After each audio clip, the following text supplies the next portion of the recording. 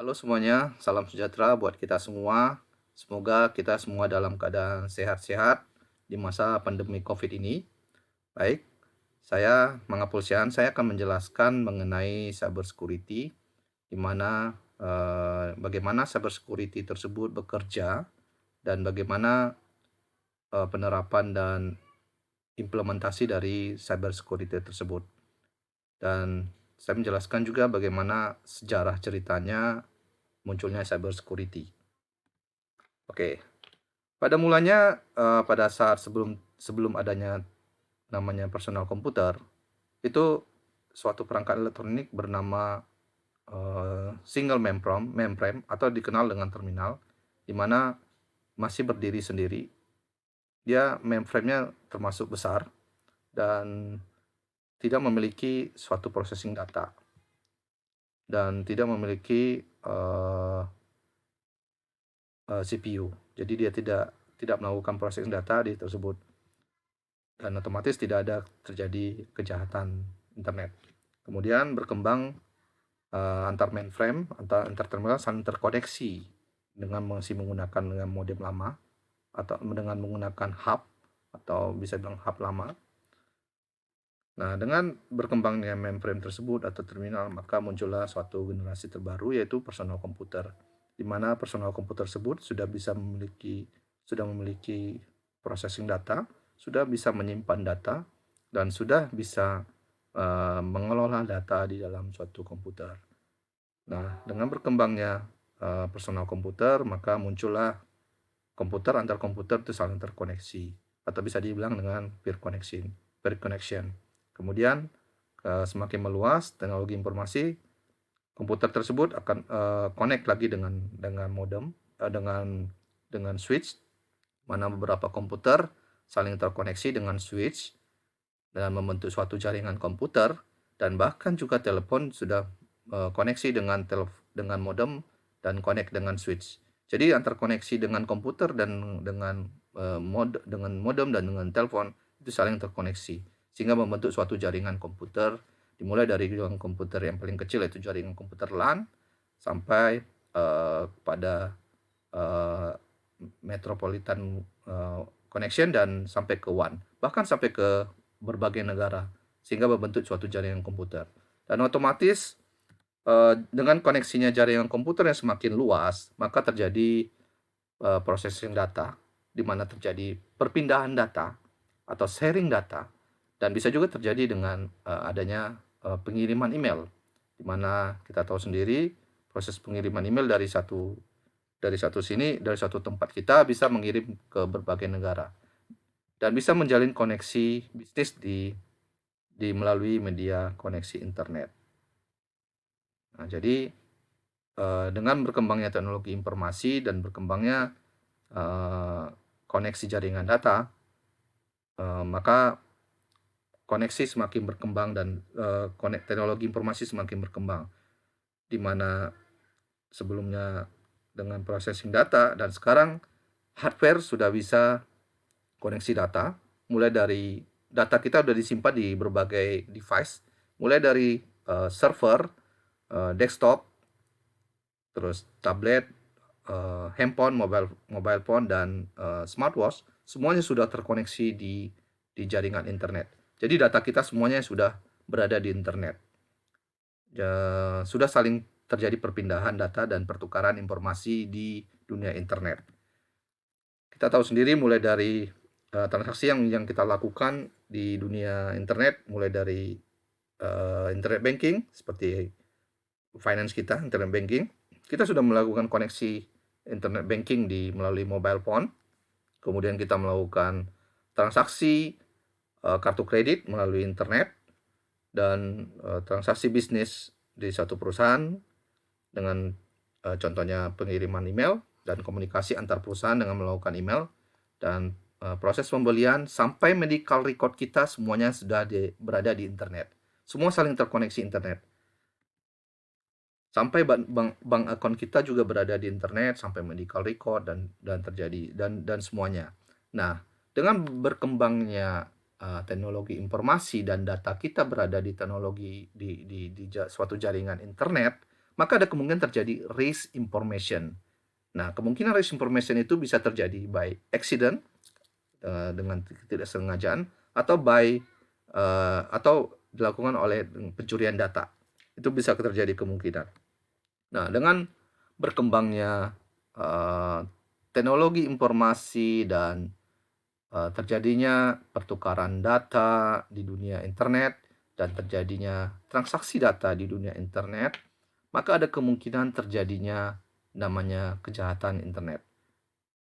Jadi semua user menggunakan bisnis, menggunakan transaksi data dengan internet, maupun dengan hardware mobile phone, dengan desktop, dengan tablet, dan ada kemungkinan juga terjadi pencurian data, di mana di sini gambar ini saya menjelaskan seorang hacker bisa mencuri data kita atau bisa menyusupi transaksi kita, apa yang kita lakukan. Dia bisa melalui koneksi ke mobile phone kita, terus dia koneksi ke desktop kita, dan dia koneksi ke laptop kita pribadi, dan dia koneksi ke tablet kita. Bisa terjadi kemungkinan pencurian data oleh hacking di dalam dunia cybercrime, atau dinamakan cybercrime, yaitu kejahatan internet. Nah, cybercrime itu berbagai metode yang dilakukan cybercrime itu, yaitu bisa jadi pencurian data, dan bisa juga cyber teroris, dan bisa dia melakukan hacking, dan bisa dia melakukan carding. Carding itu dalam pencurian nomor kartu kredit kita, dan phishing itu dia merubah isi dari website kita. Nah, terus cyber typo squatting itu dia merubah DNS kita, sehingga merubah DNS kita, contohnya bankmandiri.co.id website resminya, dan dia berubah nambah salah satu bankmandiri.co.id. Jadi pada saat kita mengakses bankmandiri.co.id, seolah-olah itu sebenarnya Bank Mandiri, padahal bukan. Padahal website yang kita tujuin bankmandiri.co.id, Bank Mandiri. Nah, dia akan melakukan penangkapan data pada saat kita melakukan login di bankmandiri.co.id. Dia akan mencuri data kita, baik username maupun password. Pada saat dia mencuri itu, dia akan mengakses bankmandiri.co.id dan akan mengambil data atau bahkan mencuri uang kita dari website Bank Mandiri tersebut.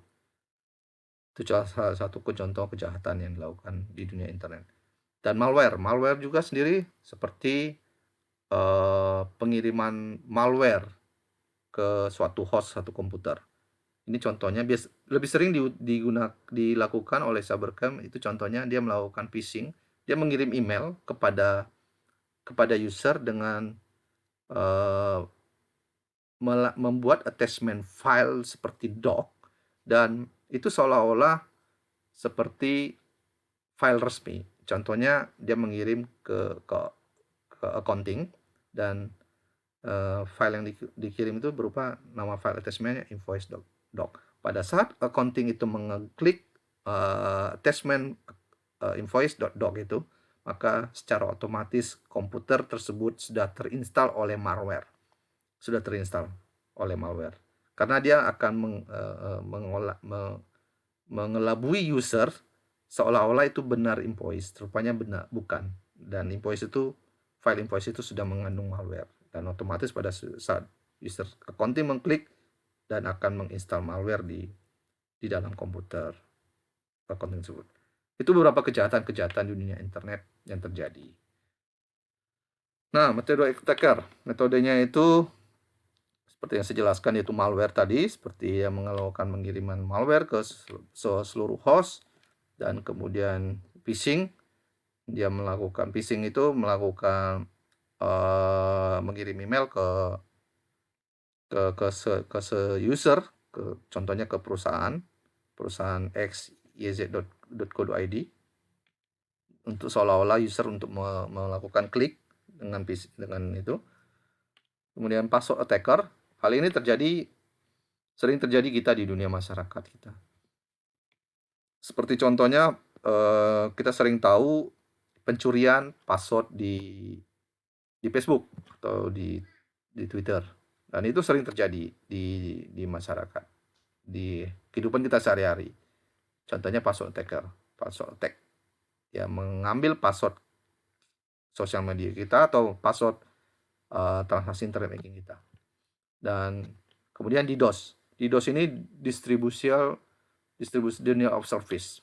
Jadi dia konsepnya itu mengirim paket dari berbagai source IP address ke satu target.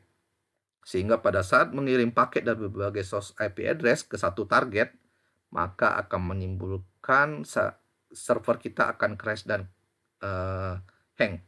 Dan pada saat crash, maka akan menimbulkan transaksi di suatu layanan user itu akan terhambat atau lambat. Contoh kecilnya pada saat pemilihan presiden dan website KPU itu banyak diakses. Bisa ada terjadi kemungkinan dilakukan oleh pengiriman denial of service, atau bisa saja melakukan banyak akses dari user. Jadi dengan konsep denial of service itu dia akan melumpuhkan server dengan mengirim paket dari berbagai source IP address ke satu target. Itulah definisi dari denial of service. Dan kemudian man in the middle itu artinya attacker berada di tengah antara user dengan aplikasi, dan user dan attacker mencuri session dari proses itu. Jadi pada saat koneksi dari user mengirim password ke server, attackernya menangkap itu di tengah-tengah. Makanya namanya man in the middle. Dan advertising itu seolah-olah seperti iklan. Itu sering kita lihat di website. Ada iklan A, B, C, D, dapat hadiah contohnya iklan itu. Dan pada saat user klik, itu akan melakukan otomatis malware akan terinstall di komputer host tersebut. Dan rogue software itu software yang mengandung banyak virus. Nah, dengan munculnya berbagai macam kejahatan internet di dunia internet, mulai dari kejahatan malware, phishing, password attack, DDoS, man in the middle, drive download, maka perlu suatu perlindungan koneksi internet. Itulah namanya cyber security, di mana cyber security itu adalah tugasnya melakukan perlindungan terhadap internet koneksi sistem, dimulai dari sisi user sampai ke sisi server. Dia menjamin koneksi internet user tersebut aman, baik maupun koneksinya menggunakan dari hardware maupun dari software, di mana data yang ditransfer. Dari tujuannya untuk menghindari dari cyber attack. Dengan kejahatan internet tadi, maka dibutuhkan suatu cyber security. Cyber security sering juga disebut dengan information security, di mana melakukan proses perlindungan internet connection system. Itulah tugas dari cyber security.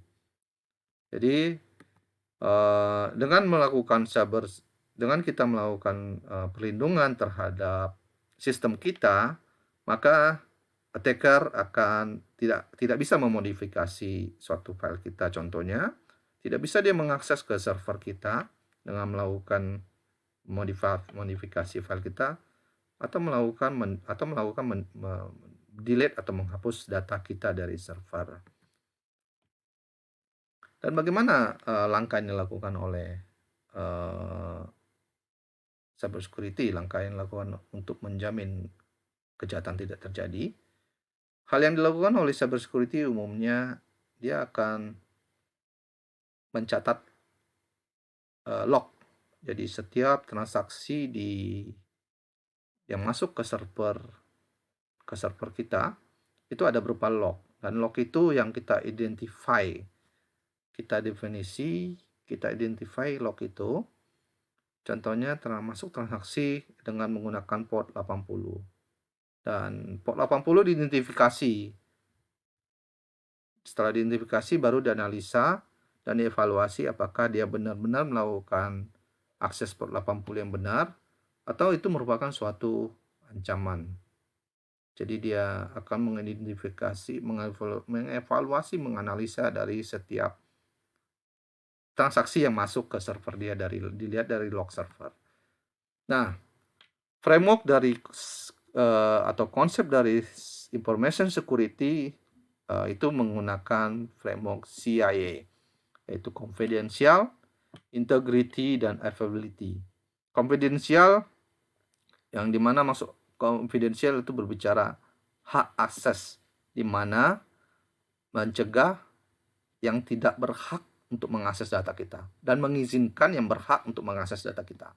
Jadi confidential itu berbicara mencegah dari yang tidak memiliki hak akses.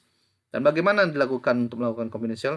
Itu pertama bisa dilakukan dengan akses control atau dilakukan dengan melakukan encryption. Jadi memastikan yang berhak mengakses itu adalah si penerima yang kita kirim dengan melakukan encryption. Dan kemudian integrity itu berupa menjamin atau asuransi, menjamin dia data itu tidak diganti. Contohnya pada saat data di server, dan data itu harus integritas, di mana memastikan bahwasannya data itu tidak dimodify oleh seseorang atau tidak korup. Nah, itu namanya integrity. Dan availability menjamin data itu bisa diakses. Jadi tidak terjadi error atau tidak terjadi hilang data. Nah, itulah konsep dari security. Jadi confidential, integrity, dan availability. Ini 3 konsep ini yang sering dilakukan oleh cyber security. Nah, sekarang saya menjelaskan mengenai vulnerability, threat, dan risk. Tadi saya sudah menjelaskan mengenai kejahatan internet, dan saya menjelaskan sekarang mengenai definisi dari sisi jaringan security kita, dari sisi jaringan kita. Nah, vulnerability itu bisa merupakan suatu ancaman dari internal atau kelemahan dari hardware kita maupun dari software kita. Dan itu merupakan ancaman dari internal. Vulnerability itu dengan adanya ancaman dari internal, maka ada kemungkinan attacker melakukan exploit. Dia akan menyerang kita dengan melihat dari vulnerability. Jadi umumnya vulnerability itu ancaman dari lokal jaringan kita. Itu yang namanya kan vulnerability. Nah, bagaimana vulnerability itu bisa terjadi dari bug dari hardware kita maupun dari software kita. Contoh hal kecil vulnerability itu adalah pada saat Windows komputer kita tidak mengupdate patching. Jadi kadang di Windows ada terjadi please update, download update, itu update patching. Nah, pada saat kita tidak melakukan update, maka akan terjadi vulnerability atau lubang fault yang bisa mengakibatkan bahaya. Nah, itu sebabnya Windows kadang mengirim untuk menyuruh kita mengupdate software kita, dan itu mengupdate patching dari security kita untuk lebih aman. Nah, threat. Kalau threat itu ancaman dari luar. Umumnya itu ancaman dari luar. Jadi dia ancaman yang akan membawa organisasi atau individu kita. Contohnya dalam threat itu kita membuka port 23 di firewall kita. Di firewall itu port 23 itu port FTP. Port 21 itu port OTP, Dan itu port 21 itu open di firewall kita, dan itu merupakan suatu threat, karena bisa terjadi cyber attack atau penyerangan dengan melalui attacker masuk melalui port 21. Nah, itu contohnya. Sehingga kita harus memfilter port-port mana yang kita open yang aman di firewall kita, agar terjadi ancaman dari luar itu tidak menimbulkan suatu bencana buat dari server kita. Nah, kalau risk itu bisa dibilang itu potensial akan terjadi suatu ancaman potensial, karena bisa terjadi hilangnya data atau rusaknya server kita, dan akan kemungkinan akan dieksploit. Jadi risk itu belum terjadi tapi potensial, dan itu harus kita hati-hati. Makanya di cyber security, di dunia cyber security itu melakukan namanya risk management. Jadi karena tadi definisi cyber security proses perlindungan, dan proses perlindungan sistem kita baik maupun hardware dan software. Nah, untuk melakukan proses perlindungan itu kita melakukan risk management. Risk management kita membuat risk register, hal-hal apa yang akan menimbulkan suatu ancaman buat kita. Nah, makanya di dunia cyber security ada melakukan risk management. Dan risk itu sama dengan threat kali vulnerability. Konsepnya. Baik, teman-teman, mungkin itu saja yang saya sampaikan mengenai cyber security. Mungkin nanti akan saya jelaskan di slide berikutnya mengenai penerapannya dan implementasinya. Demikian saya sampaikan. Salam sejahtera buat kita semua. Terima kasih.